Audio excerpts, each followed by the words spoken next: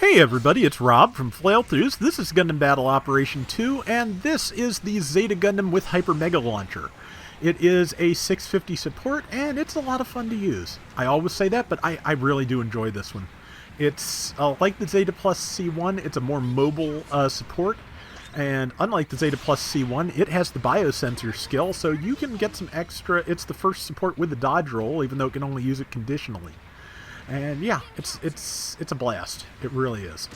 And so far I've not landed any of my blasts, I don't think, but that's going to change. Right now, 2,300 damage to a Zaku 3 Custom, which I need to be careful about engaging because it can tear me to pieces. But yeah, it has some really solid sub-weapons. It has the Zeta Gundam Beam Rifle, which is an E-Pack stunning beam rifle with a pretty good range, so good backup weapon. It has 12 grenades, unlike the Zeta, which loads 4 at a time. It has the, you can probably see on the elbows, it has the extended grenade packs. And yeah, it's got head Vulcans besides, and it's got a beam saber, and it does have balancers. So it's definitely got a good skill and weapon set. There's Zeta Plus C1, which I just landed a charge shot on for 7,120. The Hyper Mega Launcher does take a fair amount of time to reload, to cool down after overheat, so it's best to not, empty out your beam rifle like I have just about done waiting for while you're waiting. The other thing, though, which I might or might not get to show off, is that the Zeta Gundam HML, when it transforms, has a separate heat gauge for the Hyper Mega Launcher. And it still has the beam guns in the side skirts, so you can do some extra damage. You have to charge the Hyper Mega Launcher in Wave Rider mode to use it, and it only does around 4,000 damage a hit. But it's not bad, and you've still got the beam guns, and if there's any ammo in the rifle, that as well. That may be a Rick DS2 sneaking up on it. Nope, it is a Zaku 3 Custom, which is worse. And though don't underestimate the Rick DS2, it can be a monster melee. But I'm going to just Vulcan that Zaku 3 to death since it got caught in its team's support fire. And all I have to do is land a hit on that C1. It managed to touch down before I hit it, though, so it did get stunned instead of knocked down. Going to see if I can sneak in a grenade and kill this Rick DS2. Yep, got it. And Maelstrom is right there in the Balanoak Saman. As you can see, I've got Nexo Hunter on my team in a Cubile, and Nurse Gundam, aka Duchess Snow, in the double Zeta. So, matter of fact, I believe that was her who followed up on the C1 after I hit it with the Hyper Mega Launcher. She hit it with her High Mega Cannon and finished it off. So, yeah, this Friday night was great. We got a bunch of fun rounds. We had a good time, and I got like 3 requests filled, which, along with rounds I already had on the PS3, just was a tremendous help in getting caught up on my backlog. Because, yeah, I kind of did slack off for my birthday week, so as I am writing this, I'm about to upload my last round and then start batch rendering, so I have stuff for the rest of the week.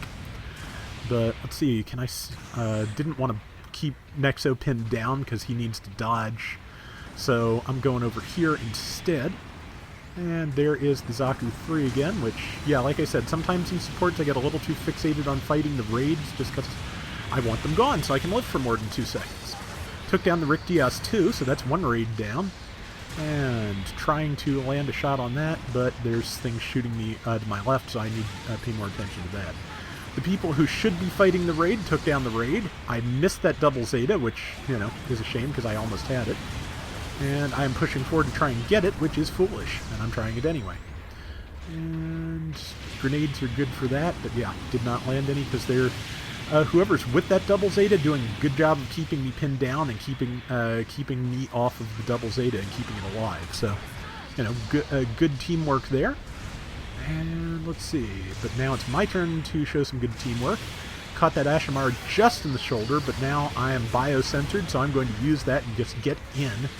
Because, yeah, I can get in close, I can beam saber and tackle kill, and didn't quite have time to land a shot on that Cubile before I got taken down.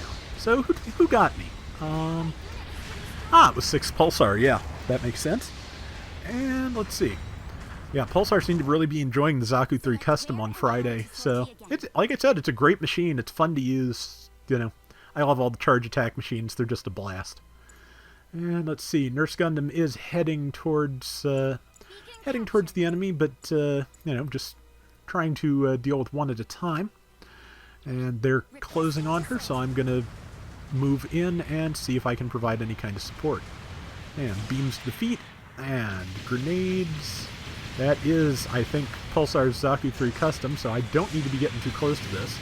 I realized that, I think, when I got close enough to figure out what it was, and that's why I started backing off. And let's see.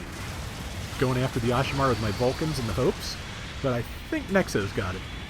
Or possibly number 5 has got it. And let's see. Yep, so I'm going to take some shots up here and just landed on Mail directly as he gets in front of the thing. But if I stunned him, it was not for long enough to mess up his flow, so that's the important thing. And I'm just crouching here for extra damage. Tag the C1 again. Need to reload my Vulcans, honestly, but, you know, right now just dealing with stuff as I can. Ah, shot Nexo in the back. Did not mean to do that, of course. And, just one of those things, you know, one of the biggest hazards of playing support is people, especially at the higher cost for everything so fast, is people getting into your line of fire. You know, you try to avoid it, you try not to knock anybody over or, you know, or stun anybody in the middle of an attack, but that is the one advantage to things like the Zeku 1 Type 2, which has piercing and does not stun its allies, so that is a thing. Let's see. And alright, that is Pulsar again, who I am backing away from as much as I can. Trying to sneak in a kill too, but I'll hit the Q-Blade instead where I can do the most damage. Pulsar's on me, they managed to keep me still, but my team, I think, yep, my team took him down before he could finish me off. So now it's time for me to move in. We've got a slim lead with not much time left. There's 2 enemies we can get that from, but I am so low on health that I didn't even realize it. Yeah, I went into Biosensor and died just before I could do anything, and yeah, just that was my mistake for not paying enough attention. So, but even if we lose this, we had a good time, and it was a close one, and, you know, close losses are fun too sometimes. You know, at least it's harder to feel. I always, to be honest, feel less cheated with a close loss than a distant one, because you can at least say you put your best effort in, and that's, you know, that's the important thing, to not feel like, you know, not feel like you screwed up. That's right. No, this is a win. This was great. I did not realize I did this. I went boosting in and just barely took the person out. I didn't even realize it. It's like, oh, I tried to get them.